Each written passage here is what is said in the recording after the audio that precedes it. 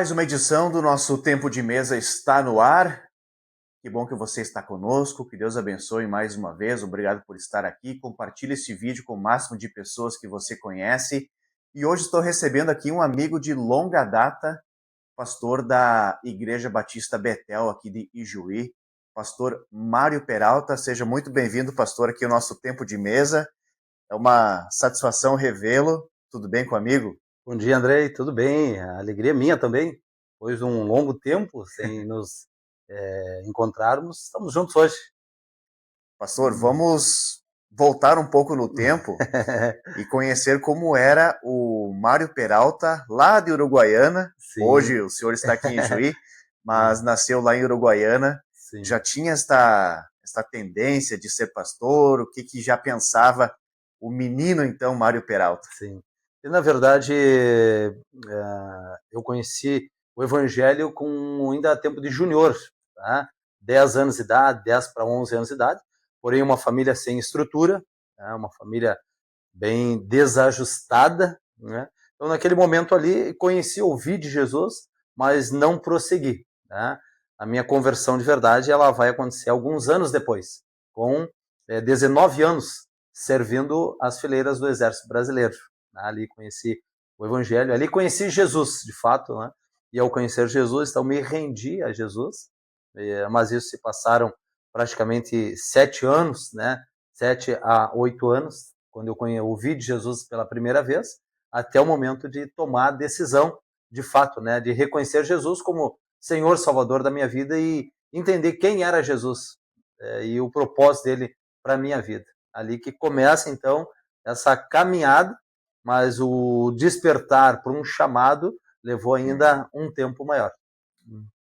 Então foi com 19 anos ali no Exército? 19 anos, 19 anos, congregando alguns amigos, né, de Exército, eles participavam na primeira Igreja Batista de Uruguaiana, né, e já nos conhecíamos e comecei a conviver com eles, jovens, né? A gente gostava de jogar uma bolinha, andar de bicicleta, e eles usavam também de estratégia e me convidavam para participar do encontro de jovens.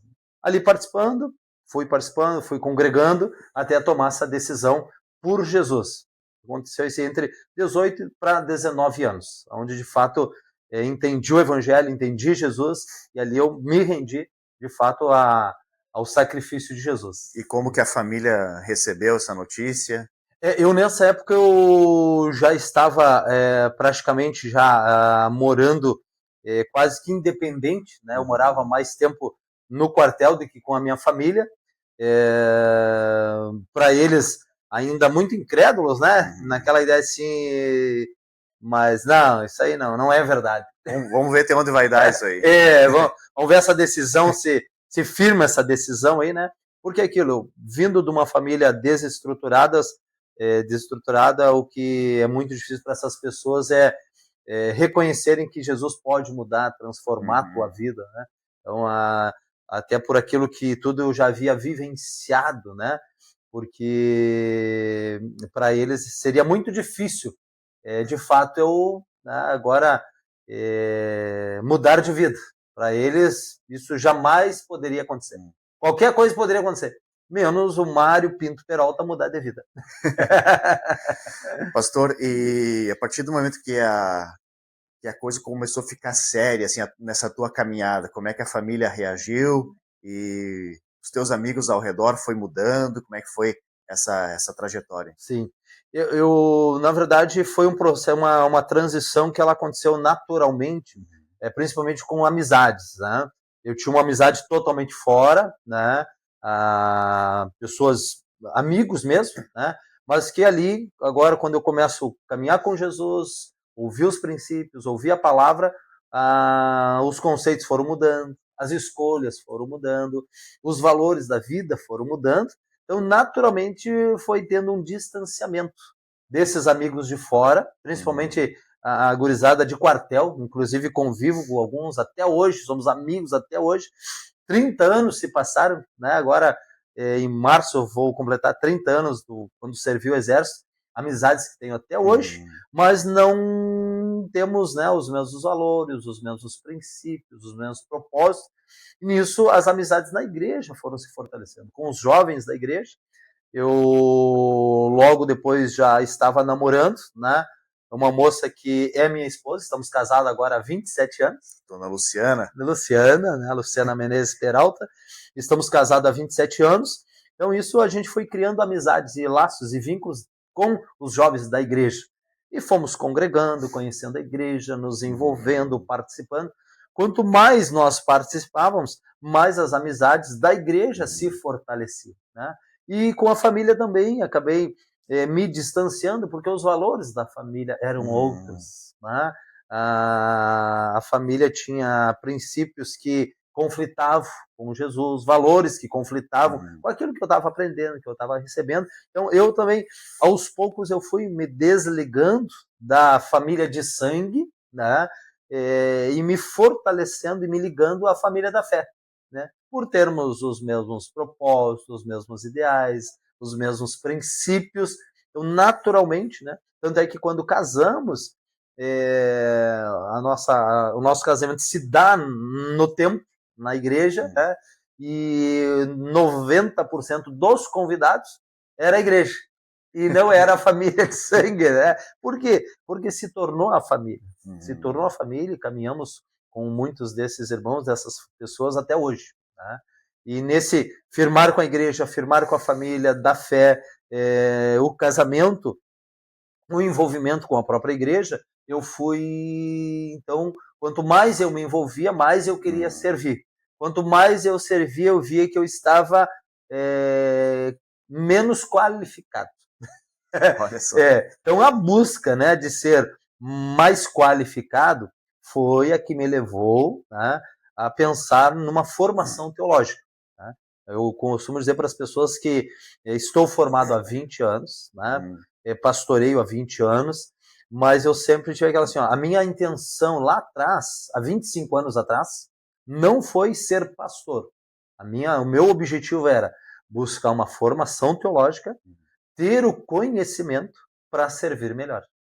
Pastor, e ainda nesse início de caminhada de fé, Sim. Caminhava junto a tua caminhada assim na igreja com o exército ou o exército já não tinha mais? Sim, eu caminhava, né? O meu discipulador era um militar, foi um militar, né? Depois, inclusive é meu padrinho de casamento, né?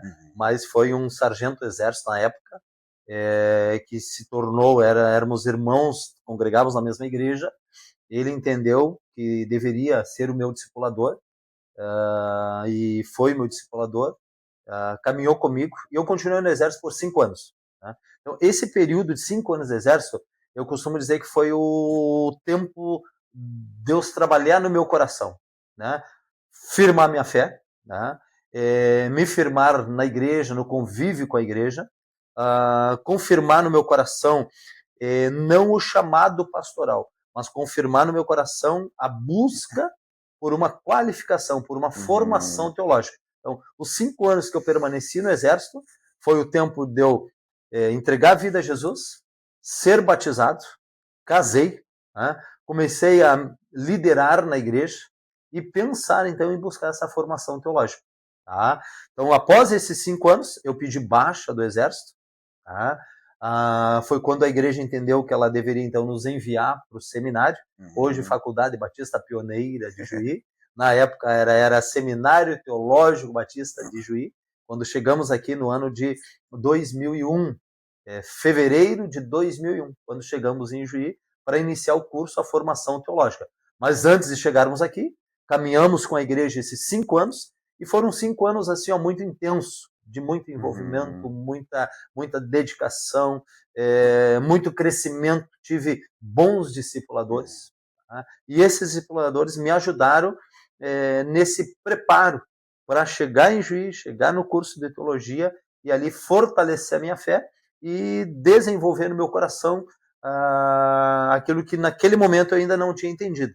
No meu coração era vir, fazer o curso de teologia, né, pegar o canudo, voltar para a Uruguaiana e lá servir melhor, né? Mas, porém, nesse processo dos 4 anos de formação, entendi que eu deveria não apenas me formar em teologia, mas deveria também exercer um chamado pastoral, e acabamos não retornando ao Uruguaiana. Permanecemos em Juí.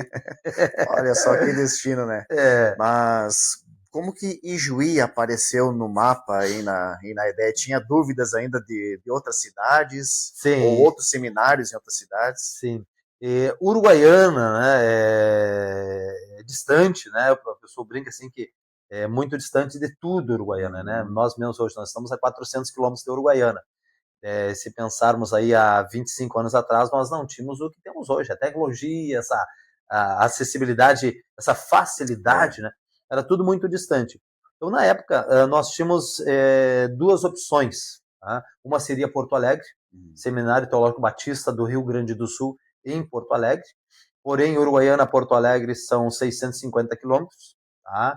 E também existia a possibilidade de Juí, porque tínhamos na época aqui pastor Carlos Augusto Trindade Lopes, que havia passado pelo seminário, né, se formou em Juí, e pastoreava a Igreja Batista Betel, onde eu estou hoje. E o pastor Carlos, através dele, tivemos o contato e o conhecimento do seminário em Juí. Aí nós pensamos, entre Porto Alegre, nos dava um certo medo sair de uma cidade pequena, né, que Uruguaiana é uma cidade relativamente pequena, comparada a Porto Alegre, e ir para Ijuí. Então vamos a Ijuí, que é próximo, né, tanto a distância geográfica quanto a questão de população. Então pensamos, vamos nos dar melhor em Ijuí do que em Porto Alegre. Então acabamos, tivemos a influência de algumas pessoas, uma delas é um casal de missionários americanos, o pastor Steven Riddle, né, juntamente com a irmã Michele, que eram membros na Igreja Batista Brasileira, hoje voltaram para os Estados Unidos, e através deles também nós tivemos essa influência de vir para Ijuí, escolher estudar em Juí, e uma das coisas que também contribuiu bastante é que o seminário, por ter alojamento para os meninos, para as meninas e para os casais, porque nós já estávamos casados, né? Nós estávamos com 2 anos e meio de casados, então nós pensamos, Porto Alegre teríamos que buscar um lugar fora, não sabíamos aonde, se seria próximo ou não, né? E o Juí facilitou nesse sentido, né? Estudar e morar no mesmo espaço, no mesmo ambiente. Então isso nos ajudou bastante, essa escolha de Juí, estudar aqui no Seminário Batista em Juí. E hoje o Seminário Teológico Batista evoluiu muito, né? Mas em 2001 já tinha uma estrutura boa, né? Já tinha. Ele ainda não tinha o que a gente, né, não tinha o carimbo do MEC. Hoje ele tem o carimbo, né, a Faculdade Batista Pioneira, mas a estrutura já existia. Os professores bem qualificados. Nós tínhamos já, naquela época o seminário já tinha uma parceria com Curitiba, então vinham muitos professores de Curitiba, bons professores, com os professores aqui, de Juí mesmo. Então ele já tinha, a estrutura era boa. Os professores eram bons já, né? A grade curricular era muito boa, né? Sofri bastante. Eu venho, né, de um contexto diferente. Eu concluí meus estudos pelo supletivo, né? Então fiz 3 anos, eu fiz em 2, não sei como, né? Mas fiz. E chegando aqui, bem exigido mesmo, bastante. Valeu a pena, né? Na época a gente sofreu um pouquinho, né? Porque era bem exigido, mas muito boa estrutura física, estrutura de professores, e o estar próximo aos professores, isso era muito bom. Tá? No intervalo de uma aula ou outra, professor, queria sentar, conversar, ou às vezes um pós-aula, como morávamos no seminário, nós moramos os 4 anos no seminário. Então isso ajudava que durante o dia, em qualquer momento, tu tinha contato com os professores por causa da biblioteca, por causa da sala dos professores, a sala do diretor, então tu tinha essa facilidade. E isso ajudou bastante. Você recorda como que foram os primeiros meses ali de adaptação e até surgir as primeiras oportunidades em algumas igrejas? Você veio de Uruguaiana, então sim, até o pessoal te conhecer tua família. Né? Sim. Quando chegamos os primeiros 6 meses ali, que a gente chama de adaptação, né? Principalmente a adaptação de cultura. Né? Hoje, eu confesso que para nós hoje Juí é muito bom, muito tranquilo, mas quando chegamos aqui, nós vamos numa cidade de fronteiriça, onde a cultura é uma cultura assim, né, muito diferente, a questão de povos, né? Chegamos em Juí, aonde olhava, nós vimos pessoas, né, com cultura diferente, costumes diferentes, hábitos diferentes, uma fala diferente, né? Expressões, o linguajar diferente. Tá? Então, nisso, para nós, no começo, foi bem delicado essa adaptação, conhecendo a cidade também, né? Não conhecemos os lugares, mas conhecemos. Com relação à igreja, nós tivemos uma facilidade, porque como o pastor Carlos, era de Uruguaiana, então logo que nós chegamos, nós já nos fomos direcionados à Igreja Betel. Né? Então chegamos, logo já nos encaixamos já na Betel. Tanto é que meu primeiro ano como seminarista foi na Betel. Né? Então ali a gente já chegou na igreja já se envolvendo, servindo, conhecemos o pastor Carlos, conhecemos a sua esposa, a pastora Cláudia. Então, para nós teve essa facilidade, né? Não tivemos a dificuldade em nos encaixar, né? E aos poucos, convivendo com os colegas, aí vai convivendo com um, conhece a família, conhece outro, e assim vão nos apresentando as pessoas e vai multiplicando o número de irmãos, de amigos, de pessoas conhecidas, e vão surgindo as oportunidades também. E como é que era a relação Ijuí-Uruguaiana? Porque tua família ficou lá, né? E mantinha esse contato, se preocupavam com vocês aqui? Sim. E o contato na época ele existia bem mais difícil, né? Porque ainda tínhamos que ir até o orelhão. Não, né? O WhatsApp não tinha instalado ainda. Não tinha instalado, não tava, né? Tínhamos que ir até o orelhão, né? Colocar o cartãozinho ali, ficar gastando o cartão. Mas assim, o que acontecia? Então, nós tínhamos contato com a família normalmente a cada 6 meses, por incrível que pareça, né? Então, foi um tempo assim de adaptação. Para mim foi mais tranquilo, né? Até pelo meu histórico familiar, eu já me desliguei da família muito cedo. Na verdade, eu começo já a me desligar da minha família com 10 anos de idade. Eu já vi um processo. Então, para mim foi muito tranquilo. Chegar em Juí, né, não ter esse contato da família. A minha esposa, né, a Luciana, foi um pouco mais delicado, porque ela saiu do meio, do lar, da casa dos pais para casar. Então, para ela já foi mais difícil. Tá? Essa distância. Hoje é perto. Hoje a gente vai ali em Uruguaiana num dia e volta no outro. É muito rápido, é muito fácil. Se tiver que ir e voltar no mesmo dia. Mas lá, né, 25 anos atrás, não tínhamos carro, então já dependíamos de alguém. Né? Era tudo mais difícil, né? Talvez não fosse mais difícil, talvez para nós naquele momento era mais difícil. Hoje está muito fácil esse ir e vir, né? O contato hoje, WhatsApp, né? Chamada de vídeo. Facilitou muito. Facilita bastante, né? As redes sociais hoje é uma benção, eu digo, é uma benção as redes sociais. Então, mas naquele momento foi difícil nesse sentido, né? Se desligar da igreja. O que mais sofremos quando chegamos em Juí foi o se desligar da igreja. Nós éramos muito envolvidos, né? Se gerou uma família mesmo, aquela amizade, aquela coisa de estar junto toda semana, se envolvendo com a igreja, com as ações da igreja. Então, para nós, o mais difícil foi até o se desligar da igreja do que da família. Mas sentimos o distanciamento da família e o distanciamento da igreja também. Isso a gente sentiu bastante. Mas conforme íamos nos envolvendo aqui, fomos criando outras amizades, outros relacionamentos.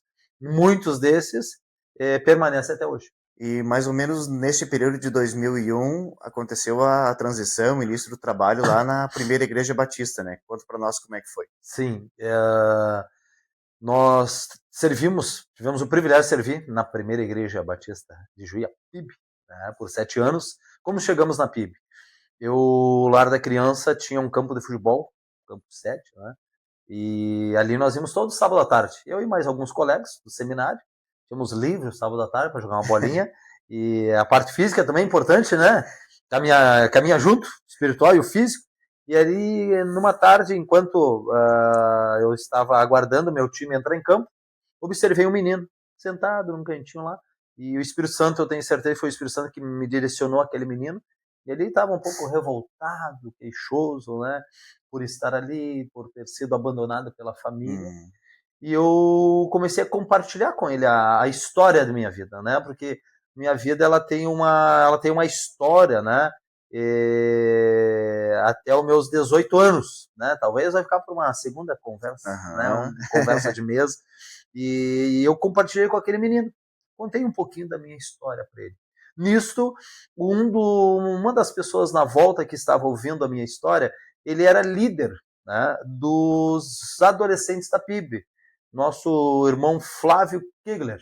Né? Ele, juntamente com a Júlia, né? Hoje moram na cidade de Canela, Rio Grande do Sul, e eles eram os líderes dos adolescentes na PIB. E ele ouviu uma história. E quando eu terminei de conversar com o menino, ele me chamou para um lado, ele disse assim, viu, tu estuda no seminário? Sim, estudo no seminário.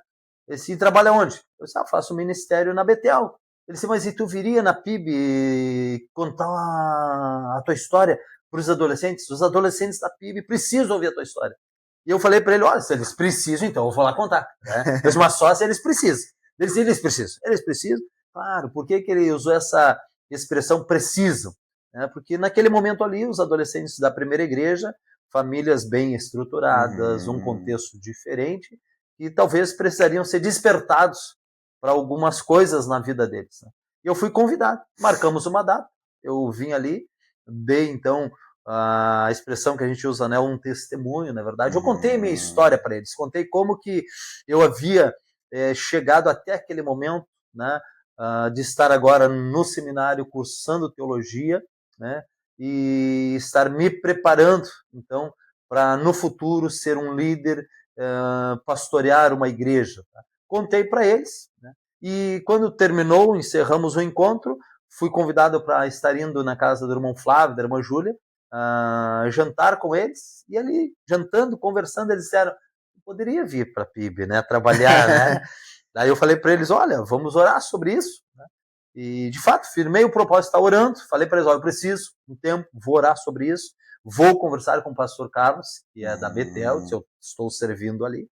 De fato, orei, conversei com o pastor Carlos, e o pastor Carlos disse assim, Mário, eu vejo que é uma excelente oportunidade para ti, vai. Né? Quando o pastor Carlos me deu essa resposta, no meu coração houve paz. Então, voltei, conversei com o irmão Flávio, conversei com a irmã Júlia e disse assim, eu aceito o convite, né, de estar trabalhando na PIB com os adolescentes. E eu vim para a PIB, então, fevereiro de 2002. Ali eu vim, cheguei na PIB desconhecido, né, mas Deus é tão gracioso que logo, né, fez com que eu me tornasse conhecido. E ali desenvolvemos um trabalho com os adolescentes, com os jovens. O trabalho, Deus foi multiplicando, o trabalho foi crescendo. Nós demos, no meu coração sempre, eu tive um bom discipulador. E esse discipulador, ele sempre dizia para mim assim, olha, Jesus nos chamou para fazermos discípulos. A gente pode fazer todas as outras coisas, mas se nós não fizermos discípulos, as outras coisas só são as outras coisas. O chamado nosso é fazer discípulos. Então eu entendi isso e ali eu comecei a trabalhar individualmente com os adolescentes, discipulando. Né? Esses adolescentes, eu digo, meu privilégio hoje é encontrá-los na cidade, né? Estão casados, têm família, estão formados, têm filhos, né? E eles lembram desse discipulado. E muitos deles discipulam outros até o dia de hoje. Tá? Então começamos na PIB, continuei, tanto é que me formei, continuei os próximos 3 anos na PIB. Quando eu me formei, eu era já ainda seminarista da PIB. Fui convidado a permanecer na PIB como pastor de jovens e adolescentes. Pastoreava jovens e adolescentes, mas na verdade nunca pastoreia só jovens e adolescentes. Eu pastorei a família toda, né? Então foi assim que eu cheguei na PIB, foi assim que me tornei conhecido na PIB, me tornei conhecido na cidade, porque nós tínhamos muitas ações com as outras igrejas, né? Fazíamos intercâmbio, fazíamos louvorzão, juntando as outras igrejas, né? E eu sempre pensei, eu tenho uma visão de reino, então eu olho além da placa, né? Eu entendo que congregar numa igreja local é importante, ter uma placa ali naquela igreja, naquela denominação é importante, mas acima disso é o reino de Jesus que tem que ser estabelecido. Né? Podemos congregar em igrejas diferentes, servir em ministérios diferentes, mas o reino é um só. Né? Então, nesse propósito, nós iniciamos no ano de 2002 uma atividade chamada louvorzão, né? Porque louvorzão, que era um louvor grande. Então, a louvorzão, por isso que foi a expressão louvorzão. Convidamos todas as igrejas da cidade e no segundo ano convidamos não apenas as igrejas da cidade, mas as igrejas da região. Eu lembro que no segundo ano nós tivemos igrejas de Passo Fundo, Carazinho, Cruz Alta, Santo Ângelo, Santo Augusto, né, a Juricaba, o pessoal vem, né? Foi para nossa segunda edição do Louvorzão, né? Mas foi assim que conseguimos desenvolver um trabalho ali na primeira igreja, onde passamos ali durante 7 anos. Deus nos conduziu naquele período ali, me tornei conhecido na cidade, conheci pessoas, sou muito grato a Deus também pela forma como Ijuí me abraçou, né? Eu sempre digo que antes de nós termos abraçado Ijuí nos abraçou. E a pergunta que as pessoas nos fazem hoje é sempre assim, né?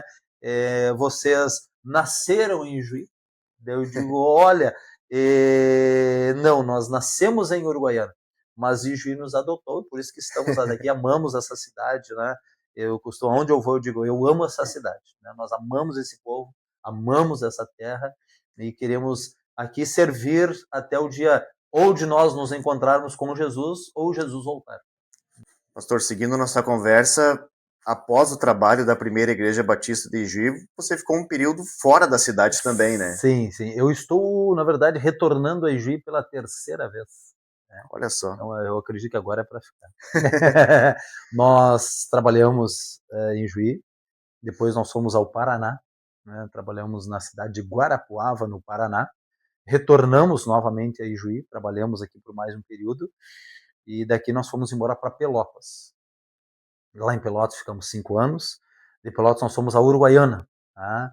Trabalhar em Uruguaiana, servir em Uruguaiana, numa parceria da Convenção Batista do Rio Grande do Sul, mais Uruguaiana, PIB de Uruguaiana, e a PIB de Itaqui. É um projeto de revitalização da igreja. Ali na fronteira ficamos 4 anos, né?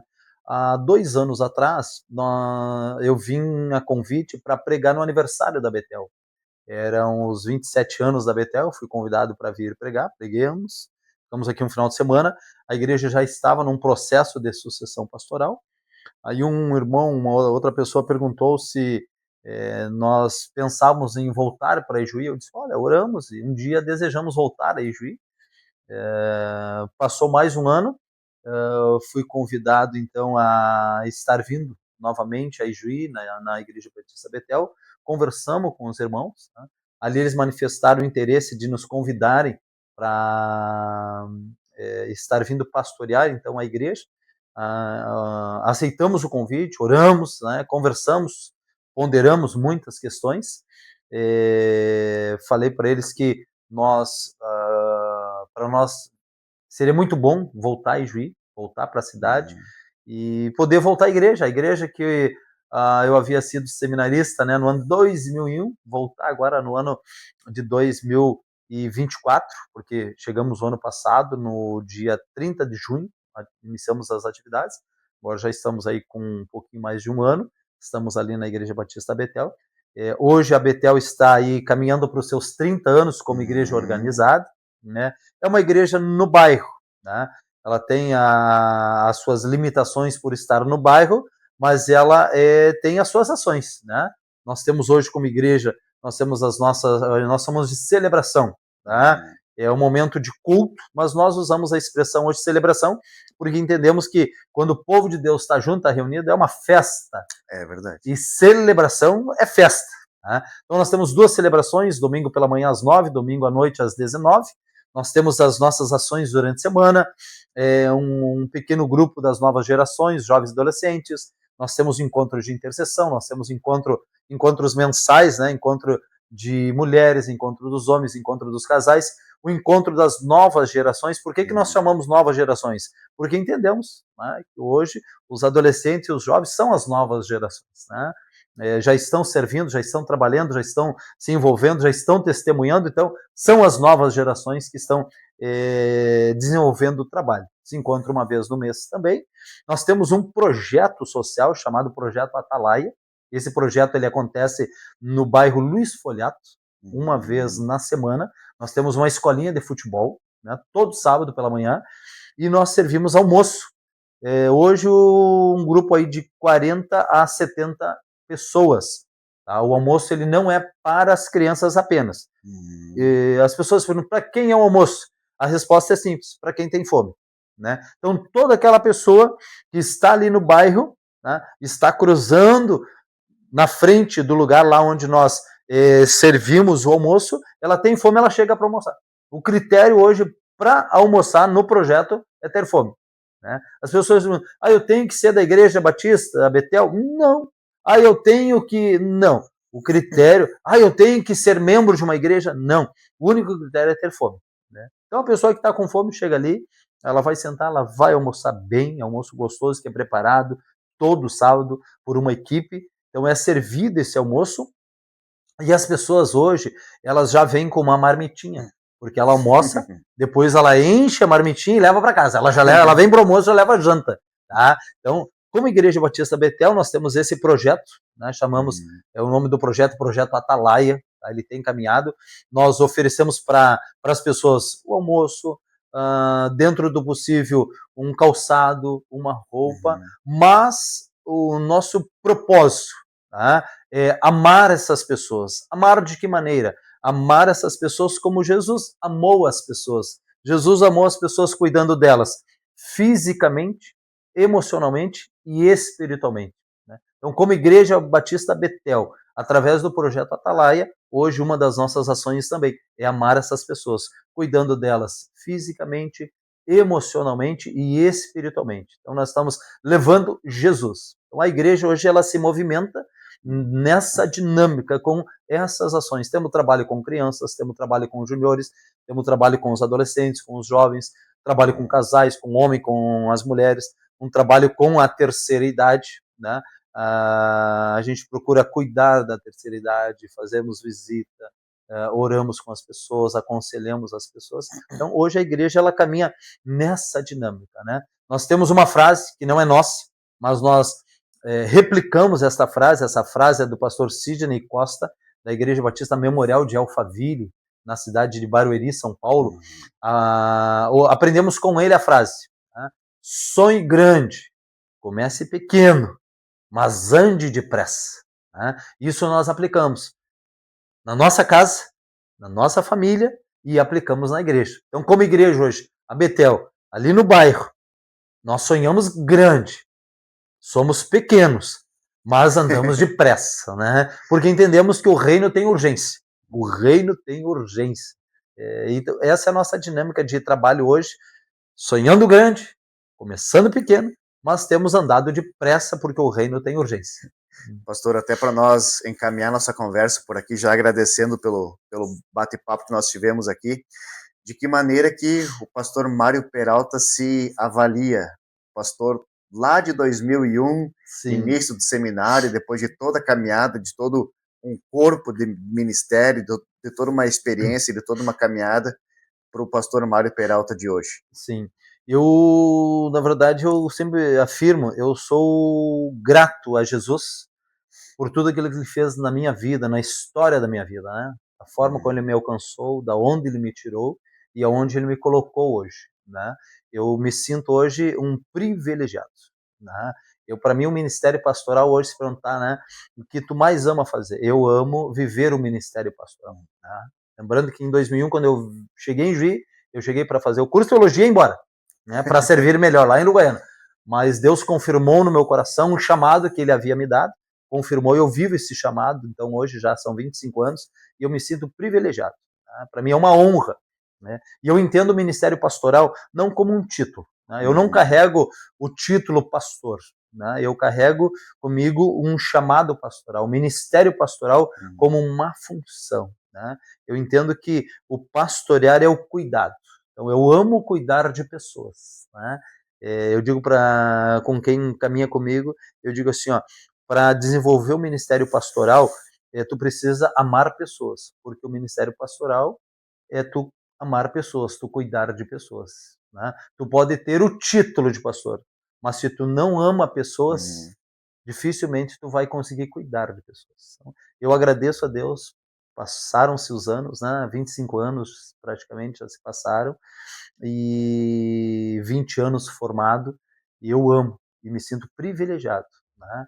De hoje poder cuidar de pessoas, pastorear de pessoas, caminhar com pessoas, fazer discípulos de Jesus. Eu costumo dizer que os discípulos não são meus. Eu tenho o privilégio, né, de discipular pessoas, mas não são meus discípulos. São discípulos de Jesus, Né? E eu amo fazer isso e pretendo continuar fazendo.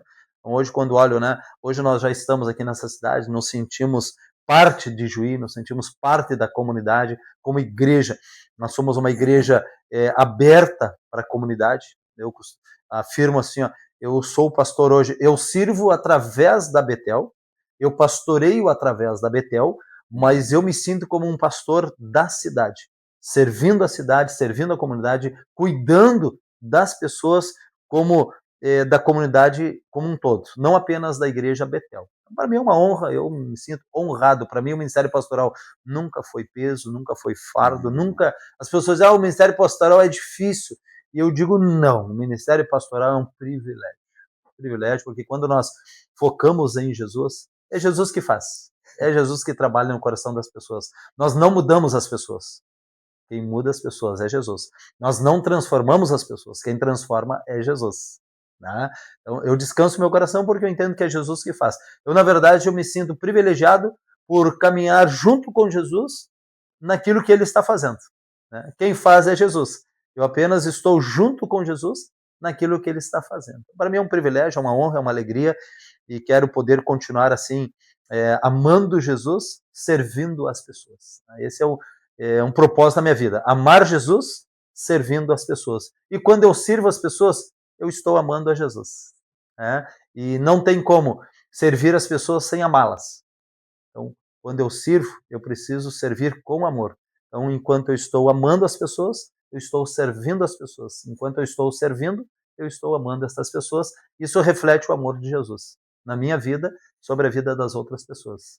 Amém, amém, que assim seja. Pastor, muito obrigado por ter vindo aqui, ter batido esse papo comigo e desejo que Deus continue te usando como ferramenta para alcançar mais pessoas para Ele. Muito obrigado e um prazer revê-lo novamente. Prazer, eu que agradeço pela oportunidade e continue com esse projeto aí para honra e para a glória de Jesus. Tá certo? E fique conosco e compartilhe este vídeo com o máximo de pessoas que você puder. Este foi mais um Tempo de Mesa. Até a próxima!